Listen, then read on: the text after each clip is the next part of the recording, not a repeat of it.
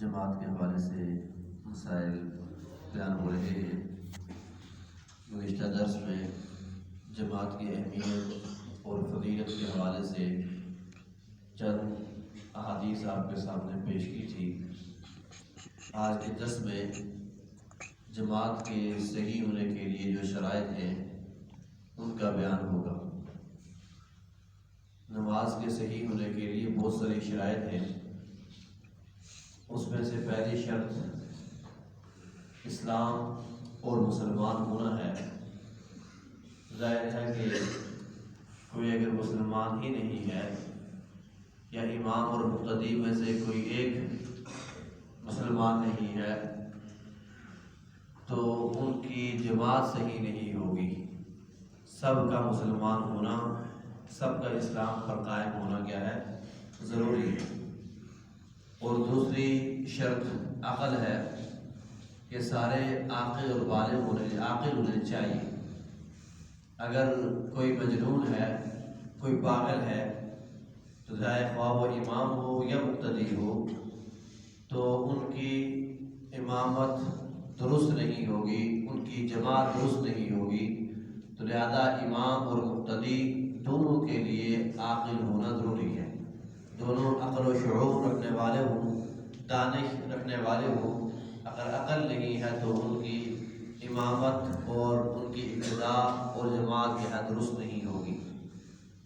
اور تیسری شرط یہ ہے کہ دونوں کی امامت کی نیت ہو۔ مقتدی اس بات کی نیت کرے کہ میں ایک امام کے پیچھے نماز پڑھ رہا ہوں، اور یہ بھی نیت کرے کہ میں اس نماز میں فلاں نماز میں امام کی اقتداء کر رہا ہوں۔ اور یہ نیت ایک مقتدی کے ذمہ ضروری ہے۔ اگر بغیر نیت کے آ کر کھڑا ہو جائے گا تو یہ جماعت ٹھیک نہیں ہوگی، یہ اقتداء ٹھیک نہیں ہوگی۔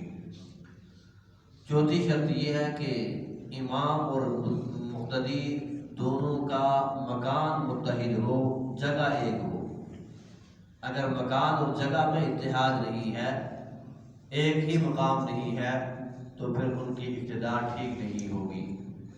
فرض کیا ایک مسجد میں امام ہے یا ایک کمرے میں امام ہے اور مقتدی دوسرے کمرے میں یا باہر صحن میں کھڑا ہے اور صفوں کا اتصال نہیں ہے اور آپس میں ملنے کا کوئی ثبوت نہیں ہے، تو مکان متحد نہ ہونے کی وجہ سے جماعت ٹھیک نہیں ہوگی۔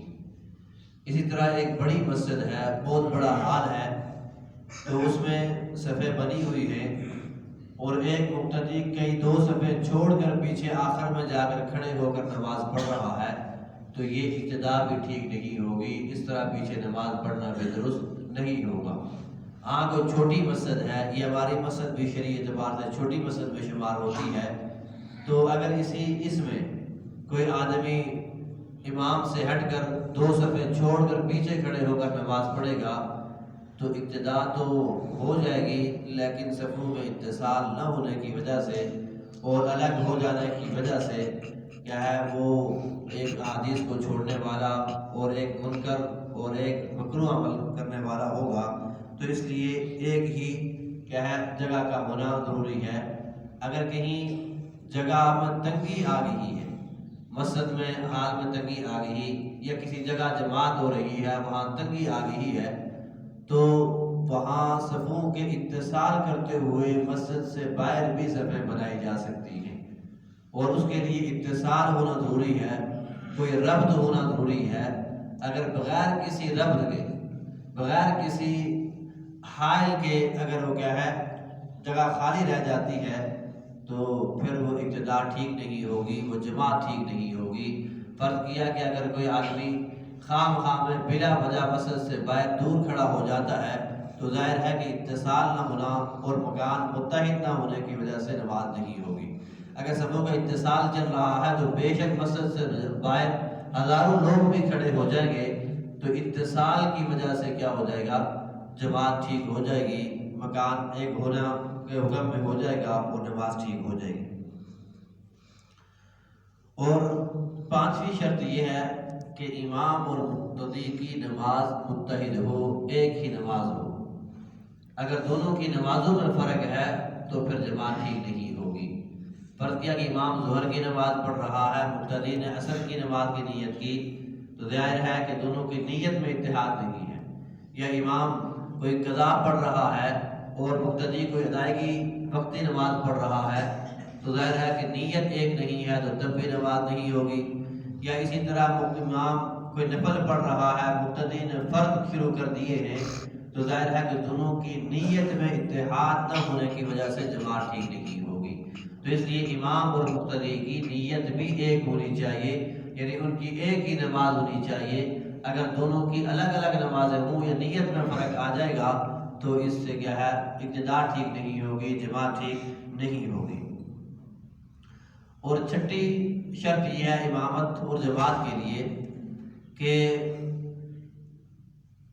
دونوں امام کی نماز صحیح ہو۔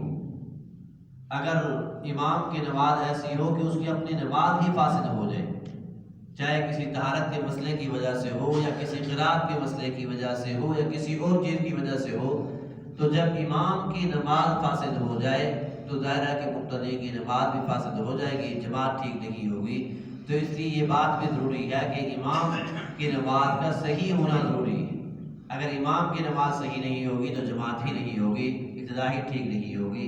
اسی طرح دونوں کے کیا ہے مسائل میں اتحاد بھی ضروری ہے، یعنی اگر ایک امام کا موقف ایک انداز میں ہے اور مقتدی کا موقف دوسرا ہے، فرض کیا کہ ایک غیر مقلد اگر نماز پڑھا رہا ہے تو وہ سردی کے موسم میں وہ جرابوں کے اوپر مسح کر کے نماز پڑھا رہا ہے، دوسرا مقلد اور حنفی اس کے پیچھے نماز پڑھ رہا ہے جس کے ہاں مسح کرنا جائز ہی نہیں ہے، جس کے ہاں مسح کرتے ہوئے نماز پڑھنا ہی جائز نہیں ہے، تو ظاہر ہے کہ ایسی امامت کی اقتداء بھی ٹھیک نہیں ہوگی کہ جب مسائل میں ہی اتحاد نہیں رہا اور دونوں کے موقف کیا ہے مختلف ہیں، تو ایسے حالات میں کیا ہے امامت کی اقتداء بھی ٹھیک نہیں ہوگی۔ تو اس لیے ان کا کیا ہے مقتدی کے نظریے کے مطابق امام کی نماز ٹھیک ہونی چاہیے، یا مقتدی کی فقہ کے مطابق کیا ہے اس کے امامت بننے کی اہلیت موجود ہونی چاہیے یا نماز درست ہونی چاہیے۔ اگر اس کی شرائط میں کوئی کمی آ رہی ہے تو پھر اس صورت میں کیا ہے ایسے اقتداء کرنا بھی ٹھیک نہیں ہے۔ اور ساتویں شرط یہ ہے کہ مقتدی امام کے پیچھے ہو، مقتدی امام کے پیچھے ہو، اس کی اقتداء کر رہا ہو۔ ایک تو ظاہر پیچھے ہونا چاہیے کہ امام آگے کھڑا ہو اور مقتدی پیچھے ہو، تو اس کے لیے بھی ضروری ہے ایک امامت کے لیے، جماعت کے لیے۔ اور دوسرا اس انداز میں بھی ضروری ہے کہ امام جس انداز میں چل رہا ہے، جس ترتیب سے نماز پڑھا رہا ہے، مقتدی اس کے پیچھے چل رہا ہو، اس کی اقتداء کر رہا ہو۔ اگر امام سے پہلے ہی مقتدی رکوع کر لیتا ہے، سجدے کر لیتا ہے، تو ظاہر ہے کہ امام کی مخالفت پائی جا رہی ہے۔ جب امامت کی مخالفت پائی جا رہی ہے تو اس مخالفت کی وجہ سے کیا ہے اس کی جماعت ٹھیک نہیں ہوگی۔ تو اس لیے ضروری ہے کہ ایک مقتدی امام کی اتباع میں چلتا رہے، امام کے پیچھے چلتا رہے، وگرنہ اس کی نماز ٹھیک نہیں ہوگی۔ اسی طرح جماعت اس انداز میں ہو کہ مقتدی امام کے جو تکبیرات ہیں اور ایک رکن سے دوسرے رکن سے جڑ جانا ہو، تو اس کا علم اسے ہونا چاہیے کہ امام نے ابھی رکوع کیا ہے، سجدہ کیا ہے، قیام کیا ہے، قاعدہ کیا ہے، تو تمام انتقالات کا اسے کیا ہونا چاہیے، علم ہونا چاہیے۔ اگر کسی وجہ سے کوئی آواز نہ پہنچنے کی وجہ سے یا کسی درمیان میں حائل ہونے کی وجہ سے، کوئی دیوار ہونے کی وجہ سے اس کو پتہ ہی نہ چل رہا ہو کہ امام کس رکن میں ہے، کیا پڑھ رہا ہے، کیا اس کی ادائیگی ہو رہی ہے، تو لہذا اگر یہ کہیں ایسا پتہ نہ چل رہا ہو تو یہ اقتداء بھی ٹھیک نہیں ہوتی ہے۔ تو اس لیے امامت میں اور اقتداء میں یہ ضروری ہے کہ مقتدی کو امام کے احوال کا علم ہونا چاہیے کہ امام کس انداز میں چل رہا ہے۔ ظاہر ہے کہ جب اس کو پتہ ہی نہیں ہوگا تو یا تو امام کی مخالفت کرے گا یا اس کی اتباع اس کی نہیں ہوگی، تو دونوں صورتوں میں کیا ہے امامت درست نہیں ہوگی۔ 9ویں شرط یہ ہے کہ مقتدی تمام ارکان میں امام کے ساتھ شریک رہے، تمام ارکان میں، تمام ارکان کی ادائیگی میں اس کے ساتھ شریک رہے۔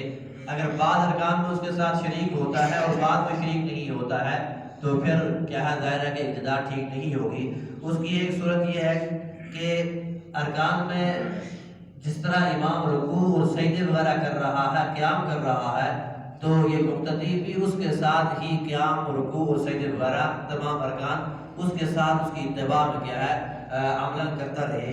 اور یا اسی طرح امام نے اگر کیا ہے مسبوق ہے، نماز پڑھ لی ہے، تو جتنے بھی ارکان اس کے امام کے ساتھ تھے وہ اس کے ساتھ ہی ہوں، اور اس کے ساتھ اتنے بعد نماز کا جو حصہ رہ گیا ہے، جو رکعتیں رہ گئی ہے، وہ بعد میں الگ سے پڑھ سکتا ہے، لیکن جو امام کے ساتھ ہے وہ امام کی اتباع نہیں ہونی چاہیے۔